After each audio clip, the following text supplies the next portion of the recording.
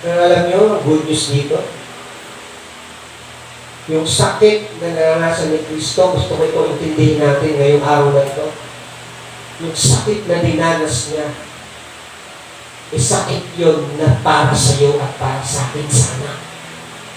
Bakit mo sasayangin yung buhay mo? Bakit hindi tayo maglilingkod sa Panginoon?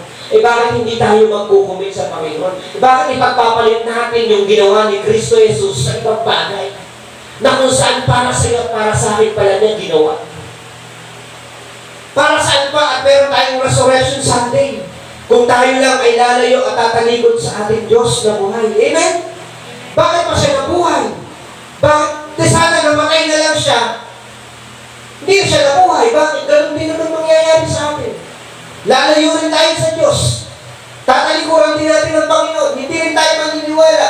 Hindi rin tayo magbibigay ng oras sa Kanya. Pero the good news is, He is risen.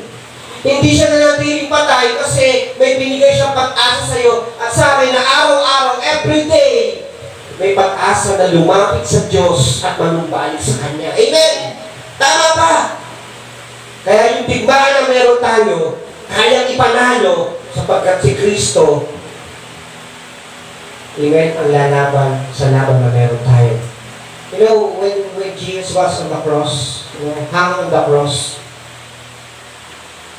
yung habang dumudugo yung kanyang ulo, alam niyo ba, habang pinahihirapan si Kristo, habang pinapadugo yung kanyang katawan, pinagtatawanan siya ng tao.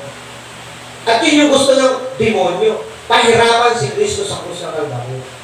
Pero habang hinahihirapan si Kristo, habang pinadudugo yung kanyang katawan, tuwang-tuwa si Lord.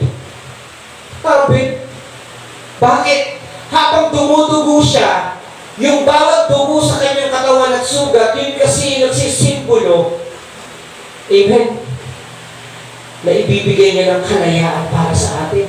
Kaya habang dumudugo yung katawan niya, dumadami sa krus ng Kalbaryo, yun naman yung ibig sabihin ng paggaling at paghilom ng sugat na meron tayo. Kung walang dugo, walang katubusan. Kung walang latay, walang kagalingan. By His stripe, we are healed.